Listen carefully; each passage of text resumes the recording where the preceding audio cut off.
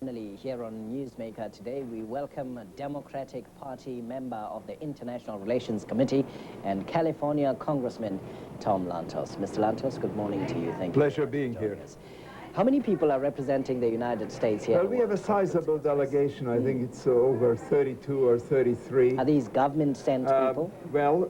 Yes. We have a very distinguished government delegation headed by one of our ablest diplomats.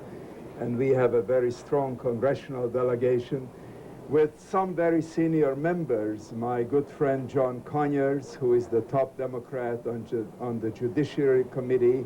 I am the top Democrat on the International Relations Committee. And I think it's absurd to keep talking about a low-level delegation. This is a very intelligent, high-powered delegation.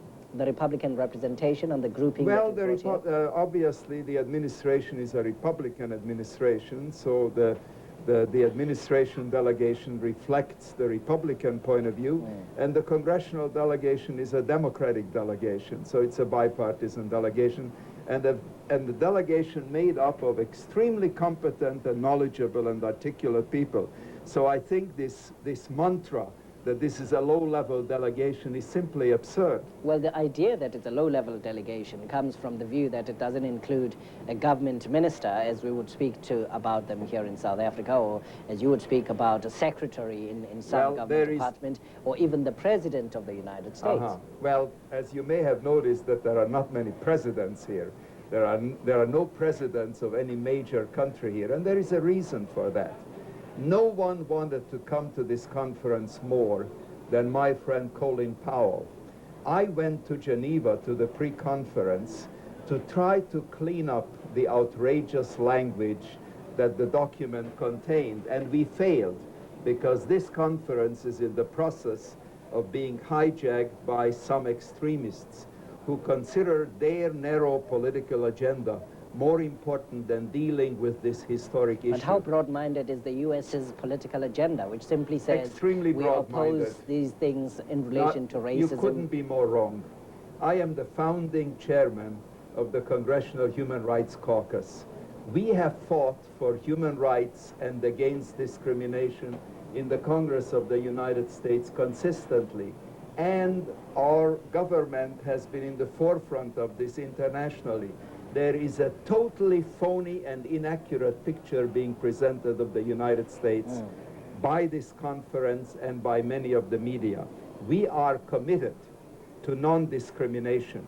This conference has become a forum for discriminating against one country. That country was excluded. How do you explain that? How has this conference become a forum to discriminate against one country? By appeasing. When we see pictures from the Middle East showing us 600+ people being killed by guns from Israel, how do you say that? Have you seen the pictures of babies and women being blown to bits by bombers in the heart of Jerusalem? Has that escaped your attention? But the numbers are completely disproportional. Of course the numbers are disproportional. We've seen helicopter gunships going to Palestinian territory. I tell you something. Helicopter gunships pinpointing terrorists will have to be the way that we deal with the Osama bin Ladens of this world.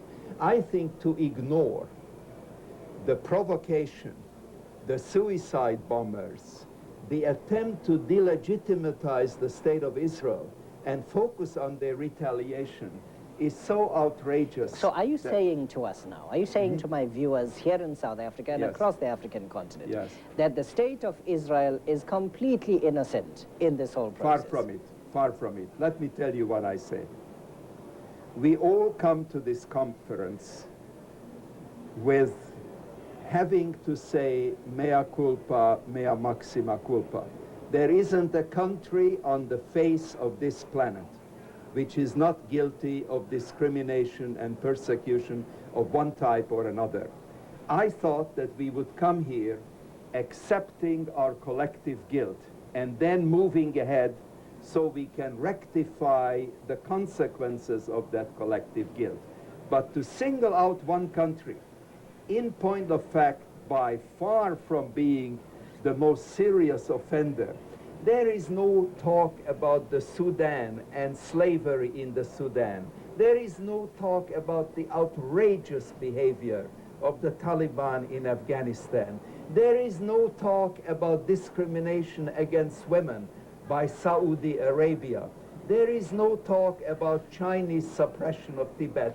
The sole focus is the state of Israel, and that's why this conference will stand self-condemned. Now, talking about the representation and the delegation of the U.S. government here at this conference, would the voice of the United States not have been better represented by a senior government personality, by a senior government representative? Well, I am a senior government representative. Not as a secretary. John Conyers is a senior government representative. Ambassador Southwick is a senior government representative. I think there's a pathological fixation on Colin Powell. Colin Powell represents the best in America. Colin Powell is a black American who is our Secretary of State. He desperately wanted to come here, and to blame him for his not being here is absurd. He is not here because the extremists are hijacking the conference, and we are not going to dignify this conference by sending our Secretary of State here to listen to this abuse that people like Fidel Castro and other dictators are showering upon us. That is the problem. You're using very strong language, Congressman. You're talking about abuse, you're talking about hijacking. I am. Is your delegation considering withdrawing from this conference? It's a distinct possibility.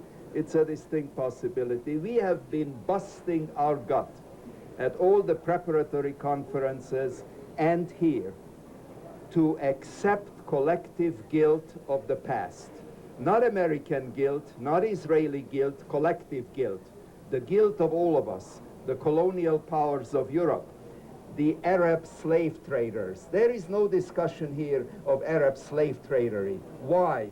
We know why, because the extremists are hijacking this conference. How do you respond to the criticism that the United States was actually not trying to get people to accept collective responsibility, but was actually looking to dictate for the norms of the United States and what the United States wants to see on the declaration at the end of this conference? It's pure fiction. It's Goebbels' big lie. There is zero substance to it. And there is no... So you're saying the United States was the only objective party at these deliberations? Not at all. Not at all. You may have noticed that European countries have not sent high-level representatives. You may have noticed that Canada has not sent a high-level representative. You are not going to paint me into the picture of saying the United States is perfect. Far from it. But we have been in the forefront of fighting for human rights across the globe. But somehow we will continue to somehow you've taken the back seat when it No, comes we to have not taken reparations the back for seat. slavery. You moved away from the forefront. We have had more programs designed to redress the economic inequities on the face of this planet than any other nation. You are living in a dream world mouthing these cliches. They have not even tangential relationship to reality. The United States has been more generous in dealing with the impoverished and less developed parts of the globe than any country in the history of the world. So we can set up this figmental world where we say things which are simply not so, or we can deal with the real world. If then the United States has been at the forefront of everything that you're talking about. Not everything, just what I said. The things that you're talking about. Why is it then that the collective in this conference seems to be condemning the stance of the United States? Because the United States, as you say, has been on the forefront, and everybody at the conference says the United States is failing and has failed. Well, let me give you, I think, what will be a very effective answer. The United Nations Human Rights Commission has on its Sudan, currently engaged in slavery, Libya, the most suppressive regime on the continent, and not a member is the United States of America. Well, you know, we have had this before in the history of the United Nations. There is an attempt by some to take over the international organization, and large numbers of the so-called leaders are appeasing these forces. I think the reason why this conference...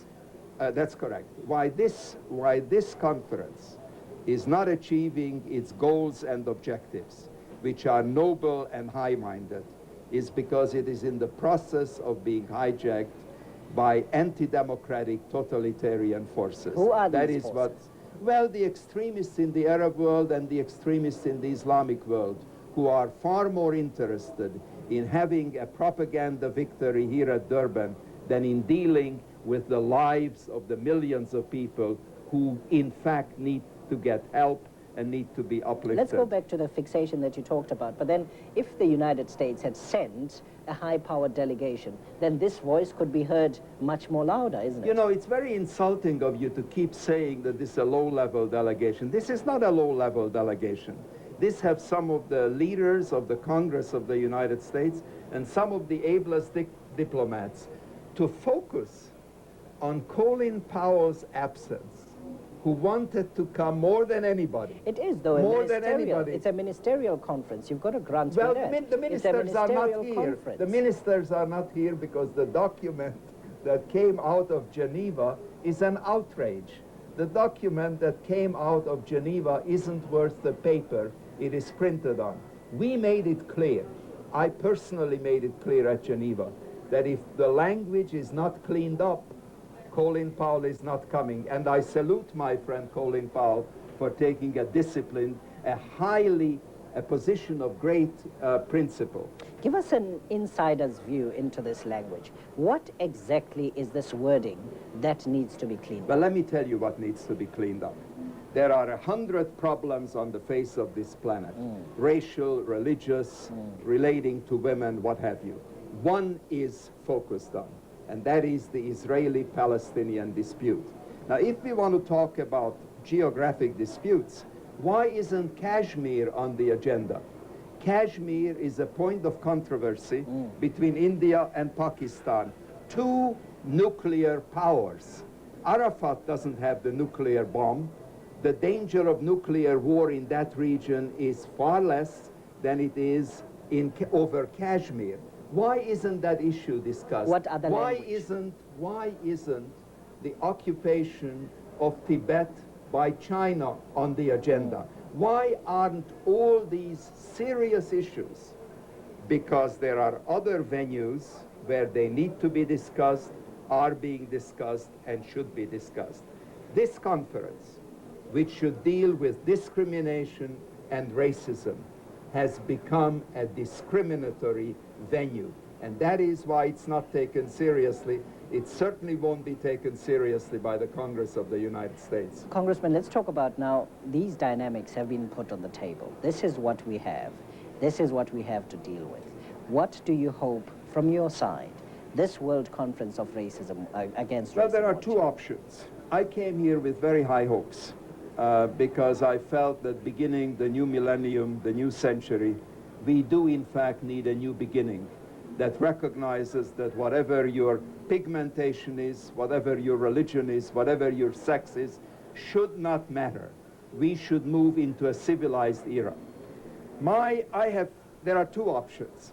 Option A is that in the last minute, and I hope this will happen, this discriminatory language against Israel is eliminated, not improved, eliminated.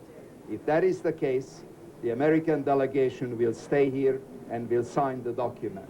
If the extremists succeed in keeping it in, then the American delegation will have nothing to do with the final document. Okay. These are the two options. Thank you very much to you. It's a pleasure. Congressman Tom Lantos, for joining us here on Newsmaker. Thank you very much for having joined us.